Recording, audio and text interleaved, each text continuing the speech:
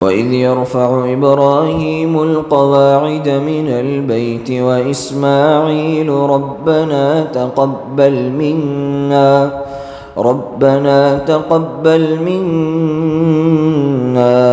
إِنَّكَ أَنْتَ السَّمِيعُ الْعَلِيمُ۔ السلام علیکم ورحمۃ اللہ وبرکاتہ۔ محترم ناظرین، اسٹوڈیو اسلام چینل میں آپ سب کا استقبال ہے۔ فیا اہلاً و سہلاً و مرحبا۔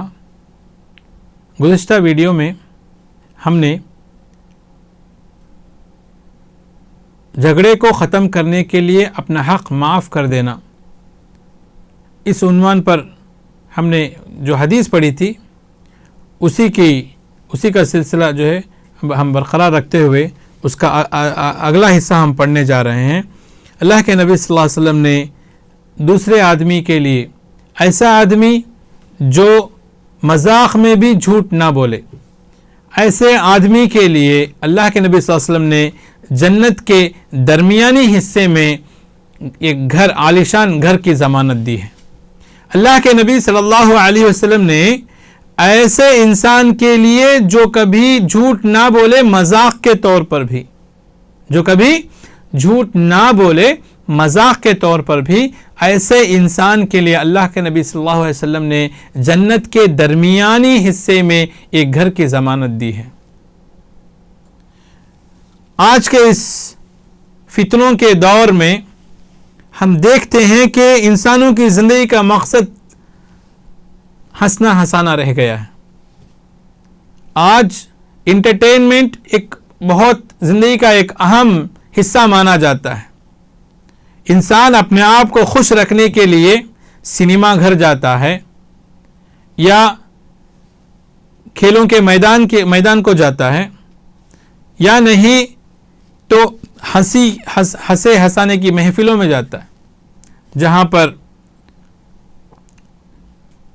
جوک سنانے کے لیے، کامیڈی سنانے کے لیے لوگ آتے ہیں، اور یہ پیسہ دے کر، ٹکٹ دے کر جا کر بیٹھ کر وہاں پر جو ہے اس کامیڈی کو سن کر آتا ہے۔ اسے معلوم ہے کہ وہ جھوٹ بول رہا ہے۔ جو مزاح کرنے والا ہے، جو اداکار یا اداکارہ ہے، یہ جھوٹ بول رہا ہے یا جھوٹ بول رہی ہے، اچھی طرح سے معلوم ہے، لیکن پھر بھی دل کے بہلاؤ کے لیے، اپنی خوشی کو بڑھانے کے لیے لوگ کیا کیا نہیں کر رہے ہیں، نعوذ باللہ۔ تو لہذا ایسے فتنوں کے دور میں جب انسان کی زندگی کا مقصد صرف ہنسنا ہنسانا رہ گیا ہے، چاہے جھوٹ ملے چاہے جھوٹ نہ ملے، اس کی کوئی فکر پرواہ نہیں ہے، تو ایسے ماحول میں ایک مسلمان سچ پر قائم رہنا اس کے لیے ایک بہت بڑا چیلنج ہے۔ آج سچائی پر قائم رہنا، ہمیشہ سچ بولنا، یہ خود جو ہے ایک بہت بڑا چیلنج بن چکا ہے۔ ذرا سوچ کر دیکھیے کہ اللہ کے نبی صلی اللہ علیہ وسلم نے ہمیں ہمیشہ سچ بولنے کی تعلیم دی ہے۔ قرآن بھی یہی کہتا ہے کہ یا ایھا الذین آمنوا اتقوا اللہ وکونوا مع الصادقین، کہ اے ایمان والو تم اللہ سے ڈرو اور ہمیشہ سچ بولنے والوں کے ساتھ رہو، سچ بولنے والوں کے ساتھ رہو، مذاق میں بھی تم جھوٹ نہ بولو۔ سچ کہنا ہمیشہ انسان کے لیے تھوڑا کڑوا ہوتا ہے، مشکل ہو جاتی ہے، لیکن اس کا جو فائدہ ہے بہترین رہتا، اس کا جو فائدہ ہے وہ جو ہے بہت ہی بہترین فائدہ اس کے لیے حاصل ہوتا ہے۔ مذاق کے لیے اگر کوئی انسان جھوٹ بول دے تو اس وقت کچھ لوگ ہنسیں گے، لیکن اس کا جو ہے نقصان اسے بعد میں بھگتنا پڑتا ہے۔ قرآن کی یہ تعلیم ہے کہ لا یسخر قوم من قوم، کوئی کسی کا مذاق نہ اڑائے۔ آج مذاق کے طور پر کتنا جھوٹ بتایا جاتا ہے، مذاق کے لیے کتنا جھوٹ بولا جاتا ہے۔ آپ سب لوگوں نے پرانک کے بارے میں سنا ہے۔ جو پرانک جو کیا جاتا ہے اس میں کیا ہوتا ہے؟ سراسر جھوٹ۔ جھوٹ پر ہی اس کی بنیاد ہوتی ہے. سب کچھ کر دیتے ہیں, آخر میں کہہ دیتے ہیں کہ یہ اٹ واز جسٹ پرینک, کہ صرف یہ پرینک تھا. نعوذ باللہ. اسلام نے ہمیں ہمیشہ سچائی کی تعلیم دی ہے, سچ کہنے کی تعلیم دی ہے, اور کبھی جھوٹ نہ کہنا, اگرچہ کہ وہ مذاق کے طور پر کیوں نہ ہو. ایسی تعلیم, اتنی اعلیٰ معیار کی جو تعلیم ہمیں اسلام نے دی ہے, اس پر عمل کرنا اس ماحول میں, خاص طور سے آج کے ماحول میں, ایک بہت بڑا چیلنج ہے. لیکن اس کے باوجود جو اس پر عمل کرتے ہیں, ہمیشہ سچ پر قائم رہتے ہیں, اللہ ان کا مقام اور ان کا مرتبہ بلند کرتا ہے. لوگوں کے دلوں میں ان کا احترام بڑھ جاتا ہے, لوگ انہیں عزت کی نظر سے دیکھنے لگتے ہیں. اگر آپ چھوٹی چھوٹی باتوں کے لیے مذاق کے طور پر جھوٹ بولنا شروع کریں گے تو سمجھیے کہ اللہ آپ کی عزت کو گھٹا دے گا, لوگوں کے دلوں سے بھی آپ کی عزت اٹھ جائے گی, اور اللہ کی نظر میں بھی ہم جو ہے ہماری ہمارا کوئی وقار اور ہمارا کوئی مرتبہ نہیں رہے گا.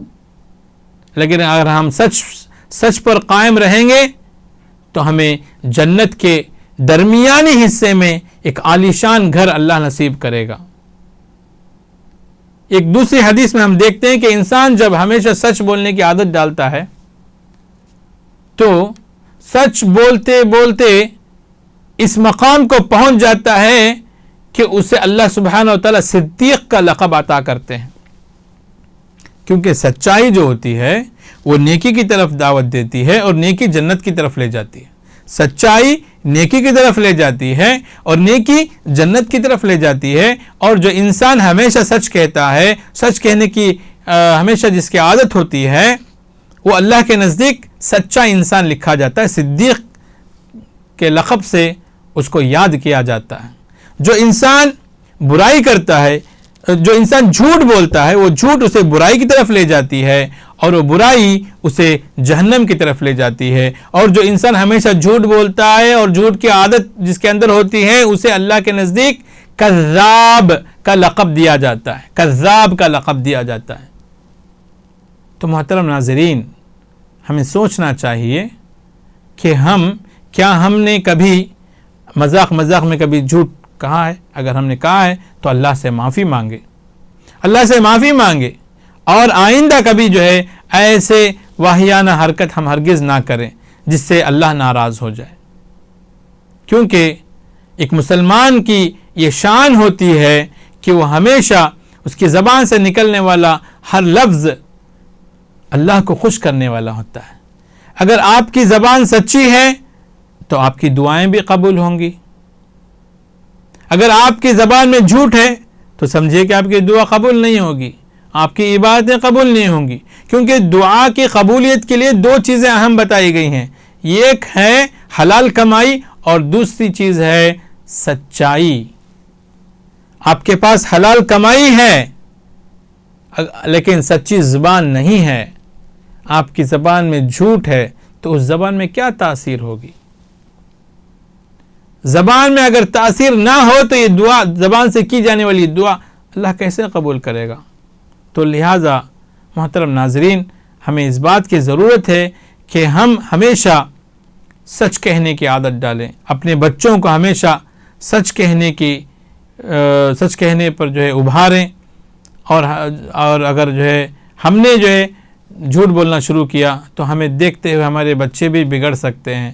تو ضرورت اس بات کی ہے کہ ہم اپنے اس کردار کو سدھارنے کی کوشش کریں. اللہ سبحانہ تعالی ہمیں ہمیشہ سچ بولنے والا بنائے, سچ بولنے والوں کے ساتھ اللہ ہمیشہ ہمیں رکھے.